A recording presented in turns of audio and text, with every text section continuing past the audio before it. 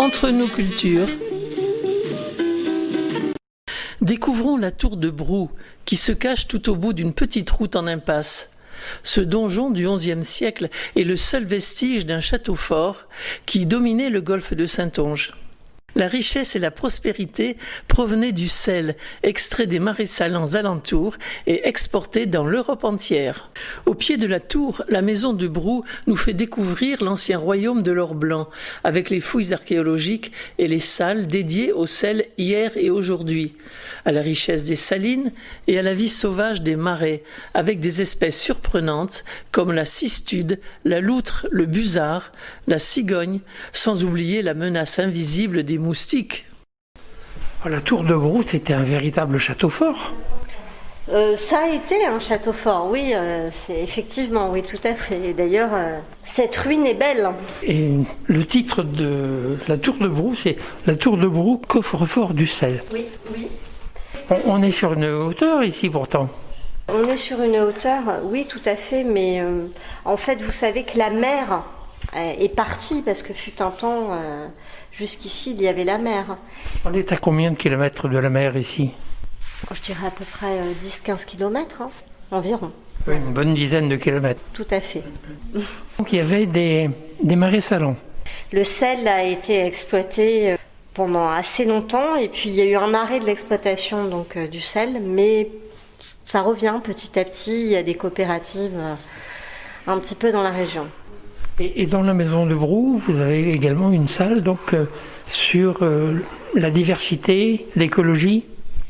Alors on a une salle, on va dire, sur effectivement le patrimoine naturel qui est très riche en Charente-Maritime, puisque bon évidemment on a des oiseaux, mais il n'y a pas que les oiseaux, même au niveau des insectes, vu qu'il y a un milieu à la fois marin et vous avez aussi une campagne qui est tout de même relativement sauvage, des marais.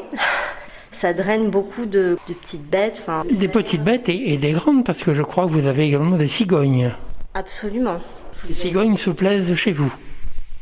Tout à fait. Il y a une cigogne qui s'est sédentarisée, donc qui est juste derrière la maison Brou, que vous pourrez voir au niveau du promontoire, en fait. Et elle est là depuis très longtemps. Elle s'est sédentarisée. On voit au fil du temps que chez certains animaux, leur comportement change en fait, certainement dû au changement, même pas que climatique, mais notamment. Et les animaux s'adaptent aussi, donc en effet, la cigogne est présente en Charente-Maritime depuis un certain temps. Et vous pourrez observer Simone la cigogne. Simone la cigogne. Voilà, tout à fait. Mais cette année, par contre, on n'a pas pu observer si elle avait eu des cigogneaux, puisque malheureusement on a ouvert un peu plus tard que d'habitude, en juin au lieu d'ouvrir en avril, enfin voilà. Mais en tout cas, Simone la cigogne est toujours présente. On a des informations d'ailleurs sur la cigogne, voilà. Et donc cette année on vous propose donc dans la dernière salle une exposition sur le moustique.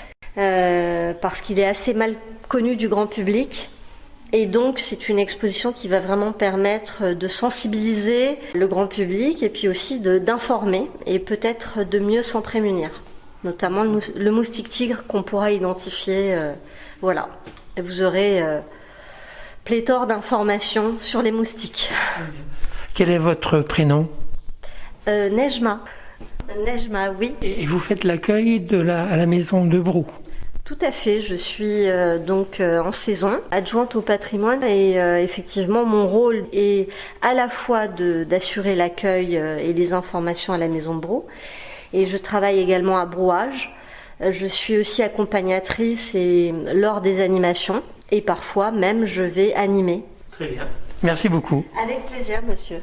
Cet été, la maison de Brou offre aussi chaque jour des animations telles que kayak, paddle, tissage végétal ou recettes médiévales.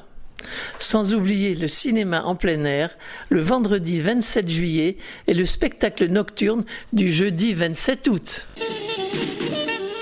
Entre nos cultures,